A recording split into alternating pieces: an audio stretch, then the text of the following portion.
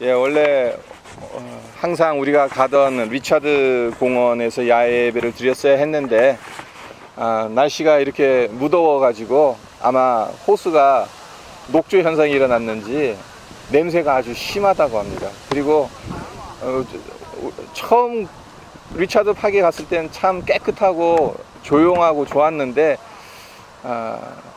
한 해 한 해 지나갈수록 상당히 더러워지고 사람들도 많고 그런 것 같아요. 그래서 아무래도 내년서부터는 또 다른 장소를 또 물색을 해야 될 것 같습니다. 네, 뭐 우리 홍 집사님 기도해 주신 것처럼 우여곡절 속에 이렇게 에린데일 파크에서 우리가 예배를 드리지만 또 그 우여곡절 속에서도 하나님의 인도하심을 우리가 경험하게 됩니다. 우리가 1년에 딱 한 번 야외에 나와서 예배를 드리고 있는데 오늘 하루 비록 무덥지만 하나님께서 창조하신 이 창조 만물을 음미하면서 창조주 되신 하나님을 찬양하는 하루가 되었으면 합니다.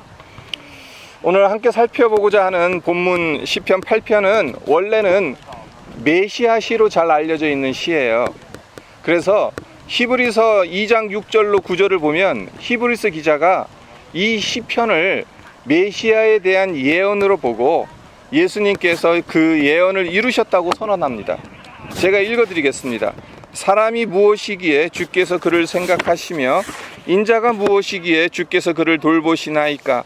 그를 잠시 동안 천사보다 못하게 하시며 영광과 존귀로 관을 씌우시며 만물을 그 발 아래에 복종하게 하셨느니라 하였으니 만물로 그에게 복종하게 하셨은즉 복종하지 않은 것이 하나도 없어야 하겠으나 지금 우리가 만물이 아직 그에게 복종하고 있는 것을 보지 못하고 오직 우리가 천사들보다 잠시 동안 못하게 하심을 입은 자 곧 죽음의 고난 받으심으로 말미암아 영광과 존귀로 관을 쓰신 예수를 보니 이를 행하심은 하나님의 은혜로 말미암아 모든 사람을 위하여 죽음을 맛보려 하심이라.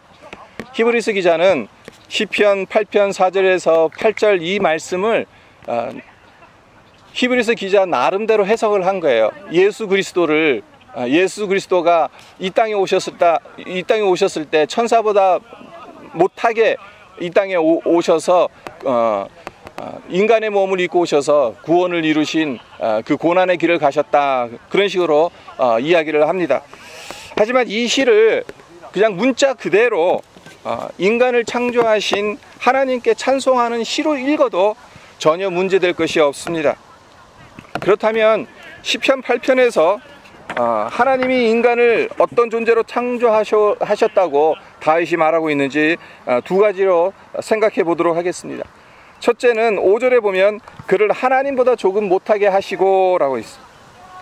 그러니까 이게 고대 사본하고 한글 개역 성경, 우리가 지금 가지고 있는 대부분의 성경은 개역 개정인데 몇 년 전까지만 해도 우리가 봤던 개역 성경에는 하나님이 아닌 천사로 해석을 해놨어요. 그래서 천사보다 못하게 하시고 라고 번역을 했는데 아무래도 사람을 하나님과 감히 비교할 수 없으니까 이런 식으로 번역을 해놓았을 겁니다. 하지만 하나님으로 번역하는 것이 맞는 번역입니다. 왜냐하면 히브리 원어로 보면은 엘로힘으로 되어 있기 때문에, 엘로힘은 하나님을 가리키잖아요. 천사가 아니라. 그렇습니다. 하나님은 우리와 비교 대상이 될 수 없는 분입니다. 하나님은 창조주시고 우리는 피조물입니다. 그럼에도 불구하고 우리 인간을 하나님보다 조금 못하게 하셨다고 다윗은 인간을 하나님과 비교하고 있습니다.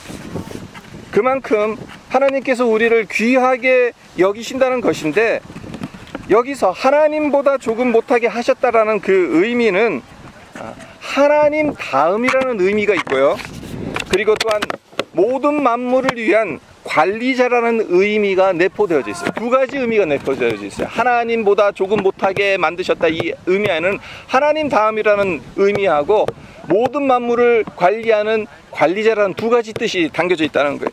결국 이 두 가지 뜻을 합치게 되면 어떤 의미가 되냐면요, 만물을 관리한다는 것, 그것은 하나님 다음이라는 것, 아무에게나 주어지지 않는 엄청난 축복이라는 의미입니다.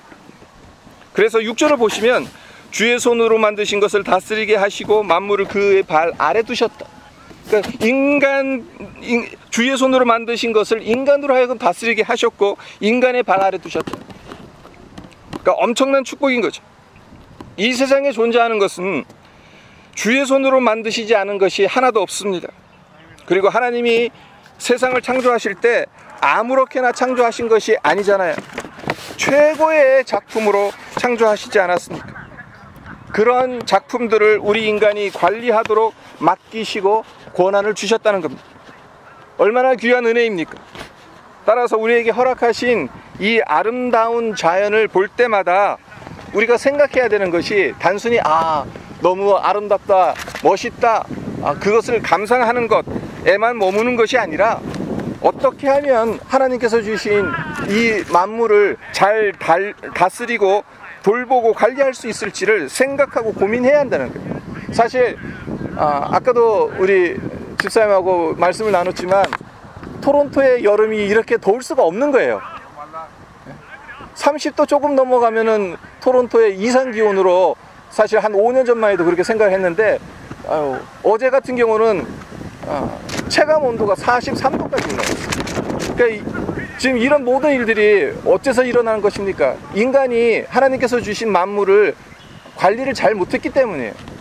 오염이 돼가지고 사실 이런 현상들이 일어난다고 보면 되는 겁니다. 그래서 우리가 이 자연을 만끽할 때마다 하나님께서 우리를 이 자연을 돌보라고 그 청지기로 부르셨다는 것을 생각해 볼 필요가 있습니다. 그리고 두 번째로 하나님은 인간을 영화와 종기로 관을 씌움받은 존재로 만드셨다는 겁니다. 5절 하반절을 보시면 영화와 종기로 관을 씌우셨나이다 라고 다윗이 고백하고 있습니다. 원래 영화와 종기는 누구에게 속한 것입니까? 누구에게만 있는 겁니까? 하나님께만 있는 거예요. 하나님께 속한 영역입니다. 그런 영화와 종기의 면류관을 인간에게 쓰여주시겠다는 겁니다. 여기서 중요한 것은 영화와 종기로 관을 우리 인간이 스스로 쓰지 않았고 하나님이 쓰여주셨다는 겁니다. 우리 인간이 종기하게 된 것은 하나님이 인간을 종기하게 여기시기 때문입니다. 하나님이 인간에게 종기의 면류관을 쓰여주셨기 때문에 우리가 종기한 존재가 된 거예요. 4절을 보세요. 사람이 무엇이기에 주께서 그를 생각하시며 인자가 무엇이기에 주께서 그를 돌보시나이까. 사람이 무엇이기에 인자가 무엇이기에 영광과 존귀를 받을 그 어떤 자격도 없다는 의미죠. 그런데도 하나님은 우리를 생각하시고 돌보실 뿐만 아니라 영광과 존귀로 관을 씌워 주셨다는 겁니다.